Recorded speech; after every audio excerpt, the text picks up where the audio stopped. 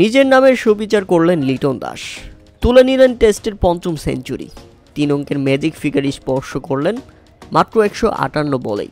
দুর্দান্ত 4 মেরে 3 অঙ্কের ম্যাজিক ফিগার সেঞ্চুরি করে ফেললেন লিটন কুমার দাস। প্রতিপক্ষ দলের খেলোয়াড়রা পর্যন্ত তালি দিচ্ছিল লিটন দাসের এই সেঞ্চুরিতে। উদযাপনটাও হলো বেশ। মেহেদী মিরাজকে সঙ্গে নিয়ে দারুণভাবে ব্যাটিং করে যাচ্ছেন তিনি। লিটন দাসের এই সেঞ্চুরি প্রমাণ করে দেয় তিনি টেস্টের জন্য একজন যোগ্য ব্যাটসম্যান। কেননা সবার চোখ ছিল মুশফিকুর রহিমের দিকে। তবে আড়াল থেকে নিজের কাজটা ঠিকই করে গেছেন লিটন কুমার দাস। পেয়েছেন টেস্ট ক্যারিয়ারের পঞ্চম সেঞ্চুরি। এটি প্রথম শ্রেণী ক্রিকেটে লিটনের 100তম ম্যাচ।